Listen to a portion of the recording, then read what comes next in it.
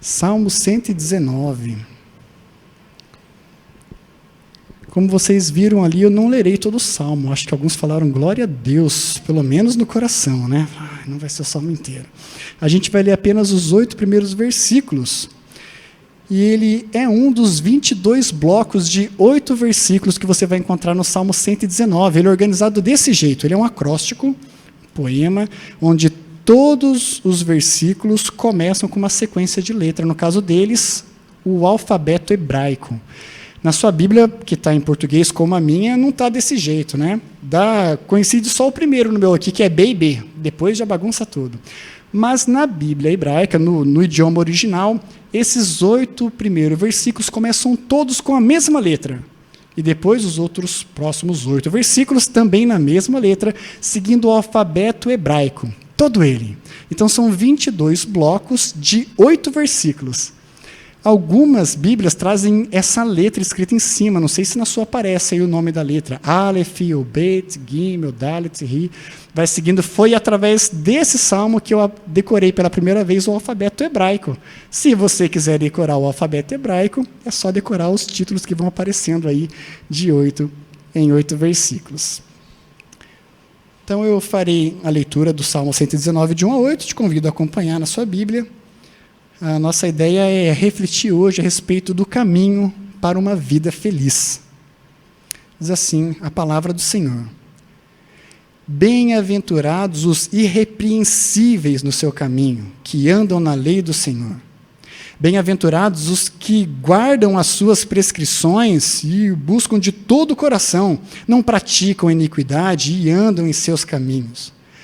Tu ordenaste os teus mandamentos para que o cumpramos à risca. Tomara sejam firmes os meus passos para que eu observe os teus preceitos. Então não terei de que me envergonhar quando considerar em todos os teus mandamentos. Render-te-ei graças com integridade de coração, quando tiver aprendido os teus retos juízos. Cumprirei os teus decretos.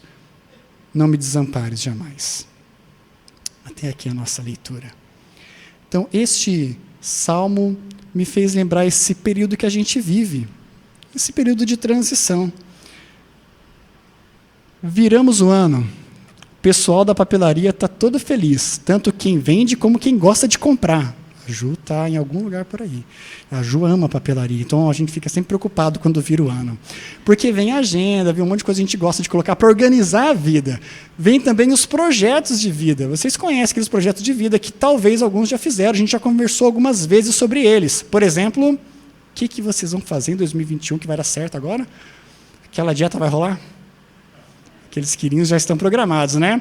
Sem falar da atividade física que sempre está presente. Eu já falei disso, a gente vai ser mais ativo nesse ano. Vai cortar alguma coisa, tirar algum hábito, adquirir um novo hábito. Vou acordar todo dia às 5 da manhã. Boa sorte para você, estou torcendo aqui, acompanhando cada um desses desafios.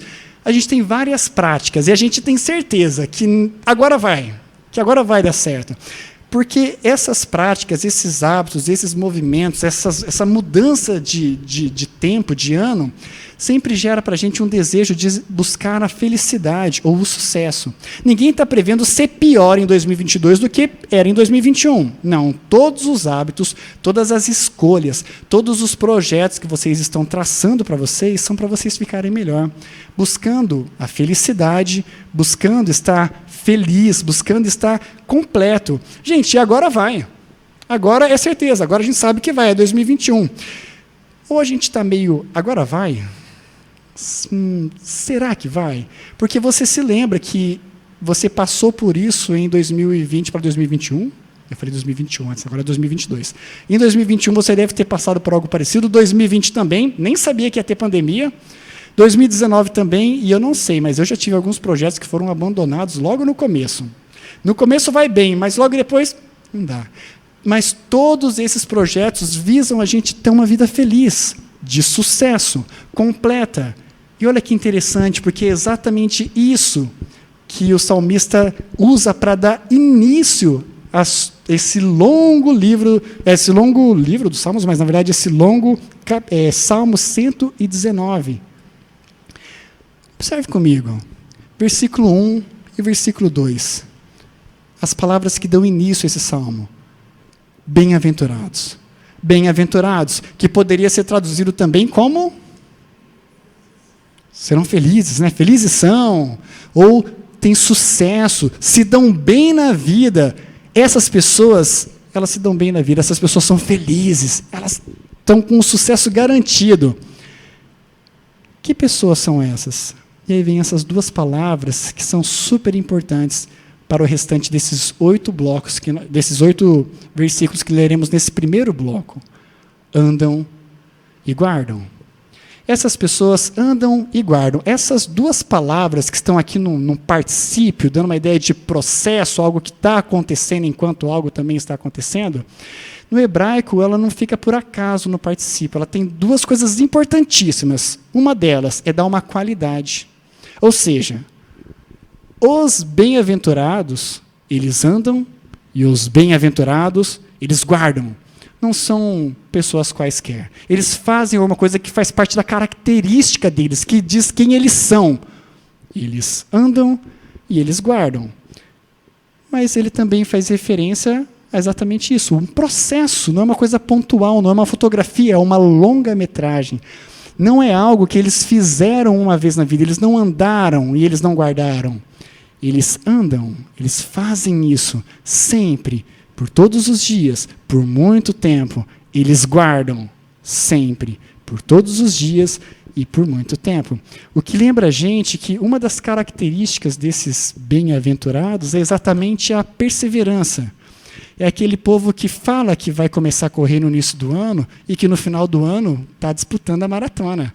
Para você conseguir chegar nisso, você pode treinar no primeiro dia, ficar parado o ano inteiro e correr a maratona, o que eu não aconselho, ou você treinar gradativamente, semanalmente, quilômetro a quilômetro, aumentando a sua distância, até chegar no ponto onde você vai chegar na maratona. Perseverança. Essas, guardar e observar e andar, são características que estão presentes na vida desses homens e dessas mulheres que são bem-aventuradas. Eles perseveram nisso. Mas no que eles perseveram, no que eles andam, no que eles guardam? A lei do Senhor e suas prescrições. Vocês observam como esses 2 primeiros versículos são bem parecidos? Porque os 2 falam a respeito de bem-aventurança, os 2 falam sobre 2 características que precisam perseverar, e essas 2 características estão amarradas à palavra de Deus. Porque é sobre isso que o salmista está chamando a nossa atenção. Ele está começando a apresentar para a gente, aqui no Salmo 119, a centralidade, a importância de que a palavra, a lei de Deus, esteja presente nas nossas vidas, se nós queremos encontrar a felicidade. Ou seja, a verdadeira felicidade para o ano de 2022 está reservada para aqueles que andam e que guardam a palavra de Deus. Esse é o... Tá pronto, acabou. É isso, a gente já podia seguir, né? Eu vou aproveitar que eu tenho mais uns 5 minutinhos e eu quero pensar um pouquinho sobre como a gente faz isso. Como que a gente anda e como que a gente guarda a palavra de Deus. Como que isso se aplica nas nossas vidas. Primeiro passo, se você quiser andar e guardar a palavra de Deus, a primeira coisa que você tem que saber é conhecer a palavra de Deus. E como você conhecerá a palavra de Deus? Lendo a Bíblia. Simples assim. Então, leia a Bíblia. Se você for tirar aqui um ensinamento legal, uma boa prática para a sua vida para 2022, tem esse aí. Leia a Bíblia. Mas eu nunca me esqueço do dia que voltava de São José do Rio Pardo, dentro de um ônibus, conversando com uma mulher a respeito das Escrituras, e do outro lado do ônibus, aqui, cruzando o corredorzinho, um ateu virou para mim e disse, olha, eu já li esse livro 7 vezes. E eu estava torcendo para ele não perguntar quantas vezes eu tinha lido, né? Eu já li esse livro 7 vezes. Para mim não faz o menor sentido. Ler a Bíblia é um ótimo começo, fundamental. Não tem como você seguir, não tem como você guardar se você não conhecer, se você não ler. Mas você também precisa praticar, viver, andar na lei de Deus, guardar as instruções de Deus implica em uma prática de vida. Ou seja, à medida que você vai lendo e você vai aprendendo, você vai colocando aquilo que você está aprendendo na sua vida. Isso é andar na lei que você está aprendendo, e isso é guardar a lei que você está aprendendo. Então leia, pratique as Escrituras. E esse é o desafio para vocês começarem esse 2022. Mas quando vocês começarem a fazer isso, vocês vão observar algumas coisinhas que estão aí para a gente nesses 3 próximos versículos. Você vai observar que a palavra de Deus, os mandamentos, são coisas que Deus ordenou, ordenanças de Deus. Ao ler as Escrituras e ver o que a Bíblia está te provocando a fazer, você vai observar que ela não está te convidando a fazer. Ela está te mandando fazer. A palavra de Deus não é uma mera sugestão de vida, é uma ordem de vida. Então você vai estar lendo a palavra, vai estar vendo que ela vai estar confrontando coisas da sua vida, e você vai ter 2 opções. Ou você se rende e obedece, porque é uma ordem, ou você se afasta e se rebela. Você não obedece àquela ordem, você ignora aquela ordem, toca a sua vida como se nunca tivesse lido, mas você leu. Então, a palavra de Deus não são apenas recomendações, não é um guia de ideias para você tocar a sua vida. É a única forma de você tocar a sua vida. Ou você obedece, ou você se rebela. E o salmista fala, tudo bem, eu vou cumprir a risca. É isso que eu quero cumprir a risca. E diz mais, eu não terei do que me envergonhar, porque eu vou cumprir a risca. Simples, está tranquilo. Eu não sei se você já leu as Escrituras, pelo menos aí um livro da Bíblia. E esse livro te mostrou alguma coisa na sua vida que não estava legal. Já aconteceu com você?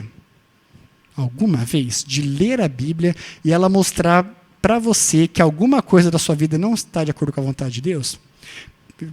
Acho que comigo acontece todo dia, e isso me preocupa, porque quando eu olho as recomendações do salmista, que ele vai cumprir, e ele não vai ter do que se envergonhar, eu olho para a minha vida e me lembro de Daniel falando, ó Senhor, a nós pertence o corar de vergonha, aos nossos reis, aos nossos príncipes, aos nossos pais, porque temos pecado contra ti. Quando a gente vai se aprofundando na leitura das Escrituras, tentando trazer o ensinamento dele para a nossa vida, para a gente viver e praticar, a gente vai observando que estamos vivendo, andando e praticando coisas que nosso Deus abomina, coisas que fala que não deve fazer parte da nossa vida. E a nós, nos cabe o corar de vergonha. O que a gente faz? Como a gente toca a nossa vida? Nós que somos desafiados a viver como o salmista falou, cumprir, não ter do que se envergonhar. E é aí que vem a bela mensagem, que vai de Gênesis a Apocalipse, nos apresentando a Jesus Cristo. Quando nós queremos buscar esse desafio para a nossa vida, de viver, andar e praticar a palavra de Deus, nós precisamos de um excelente modelo, alguém que conseguiu fazê-lo sem errar, em nenhum momento. E esse alguém é Jesus Cristo. É muito legal como Pedro vai falar a respeito dele. Pedro fala...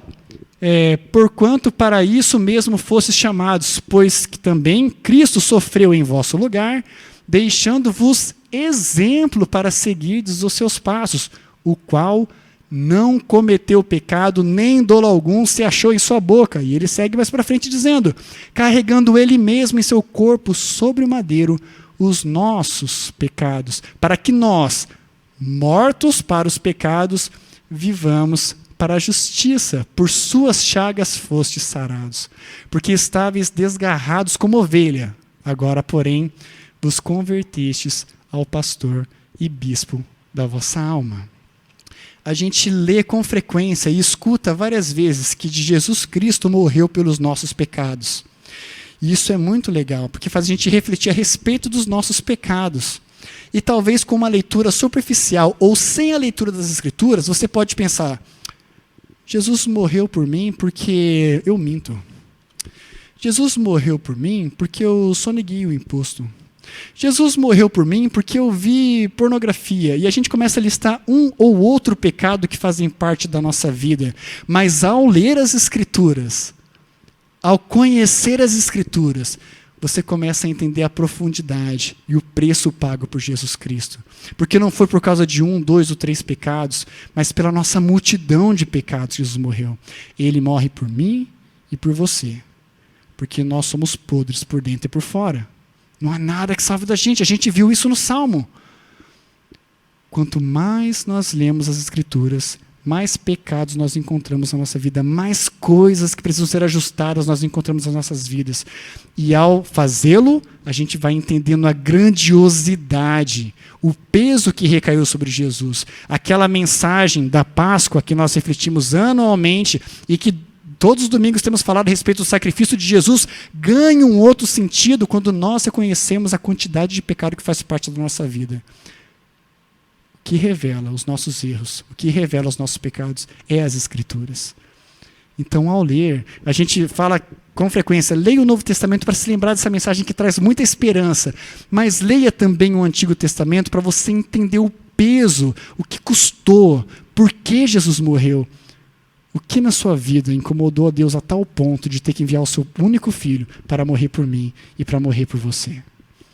E isso nos provoca a tocar uma vida completamente diferente, porque em Jesus Cristo nós também temos a oportunidade de recomeçar as nossas vidas, mortos para os pecados, esquece o que ficou para trás, porém, uma vida completamente diferente inicia naquele ponto.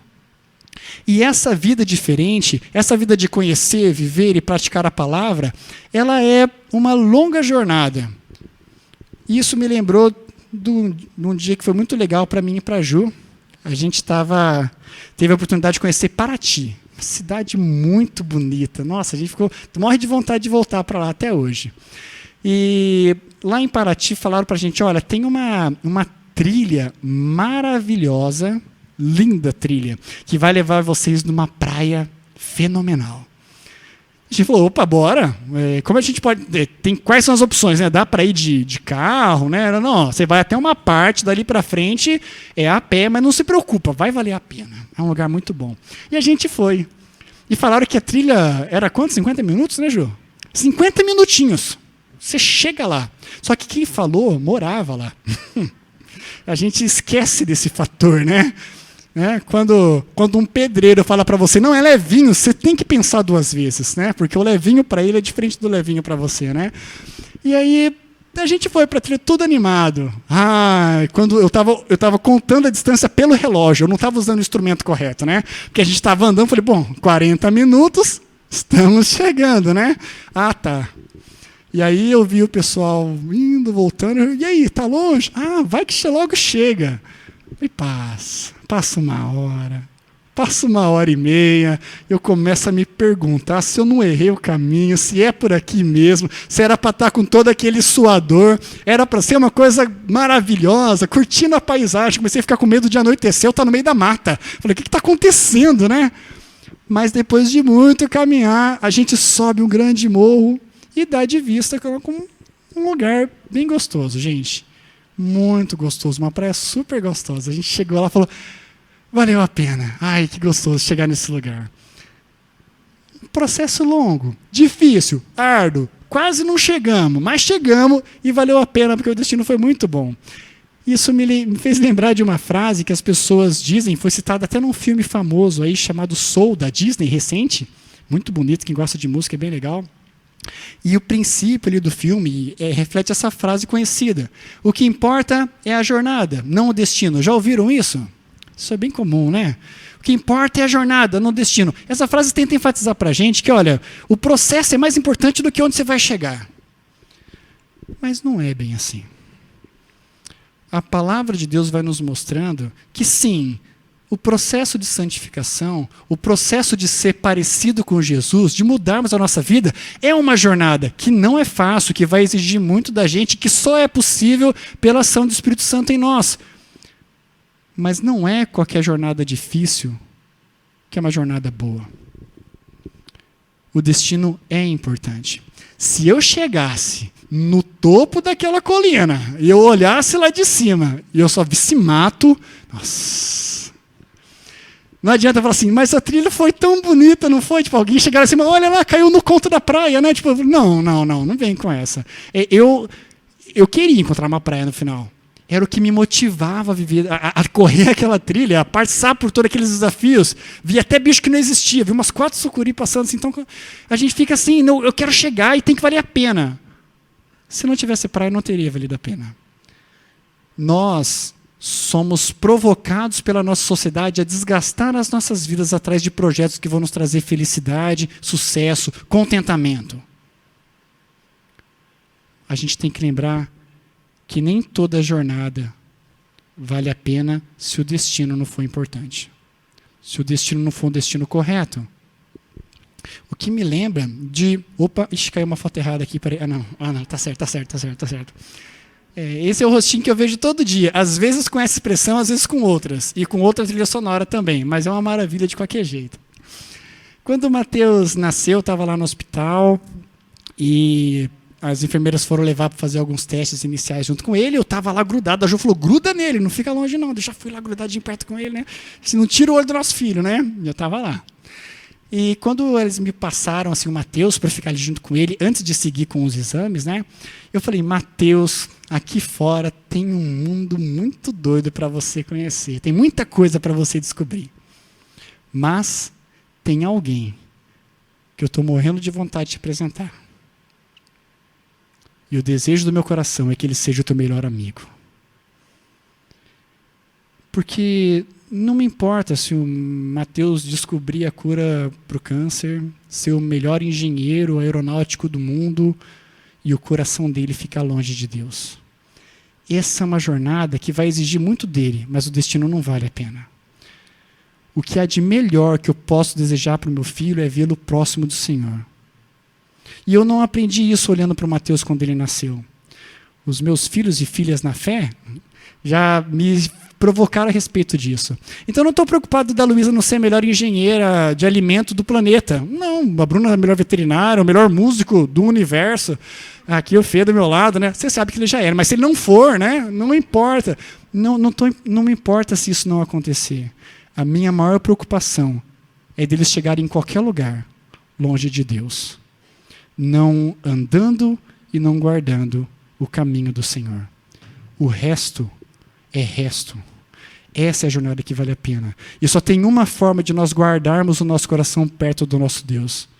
É através da palavra. É a leitura da palavra, é o relacionamento com Deus. É colocando Deus como uma prioridade nas nossas vidas. Quando a gente faz isso, aí sim a gente começa a olhar para o Salmo de uma maneira diferente. Porque a gente vê no versículo 7 que o salmista vai render graça a Deus com integridade de coração quando tiver aprendido os teus retos juízos. A gente vai receber ali várias exortações, correções, puxões de orelha de Deus na nossa vida. E a gente vai se alegrar em aprender isso com Ele e ser mais parecido com Jesus. E quando a gente faz parte desse processo de ler a Bíblia com a ação do Espírito Santo sobre nós, nesse intuito de ser parecidos com Jesus, aí sim é possível cumprir os decretos. Porque Cristo oferece para a gente uma nova vida onde nós podemos sim guardar a palavra de Deus, obedecer os mandamentos de Deus. E é nesse movimento que nós não estamos sozinhos. Deus não nos desampara nessa longa jornada de buscá-lo, de se relacionar, de estar com Ele todos os dias da nossa vida. Não sei quais foram as resoluções que você fez para 2022, mas eu quero te fazer uma sugestão. Caso você não tenha ainda, existe um aplicativo chamado YouVersion, da Bíblia. Tem vários aplicativos de Bíblia. Esse é um que eu gosto, que eu leio. E nele tem vários projetos de leitura da Bíblia. Você pode, por exemplo, ler a Bíblia em 3 meses. Tem lá, você pega lá e faz a leitura. Mas tem como você ler a Bíblia em 1 ano, muito mais leve. Vai te exigir ali uns 10, 15 minutos por dia de leitura. Se você quiser ler apenas um capítulo por dia, que seja. Eu queria que você dedicasse nesse ano de 2022 conhecer a palavra de Deus, para que você possa guardar e andar nessa palavra. Eu tenho certeza que se você fizer isso todos os dias, se relacionando com Deus, com o desejo de praticar essa palavra, você vai chegar no final do ano de 2022 muito diferente. Talvez você não consiga correr a maratona, você pode abandonar esse projeto no meio do caminho, mas eu gostaria que esse projeto não fosse deixado de lado. Que sejamos lembrados como uma comunidade da fé que conhece a palavra, que leva a Deus a sério, que anda e que vive segundo a palavra de Deus. De tudo que você pode decidir para ter um ano super legal e ser uma pessoa completa, de sucesso e feliz, não existe outro caminho, apenas através das Escrituras. E eu quero te convidar a baixar a sua cabeça e refletir um pouco sobre os seus projetos, suas resoluções para 2022. Converse com Deus sobre quais serão as práticas que você adotará para conhecer melhor a palavra dele e como você vai fazer para praticar o que você vai aprender. Passe um tempo refletindo a respeito disso.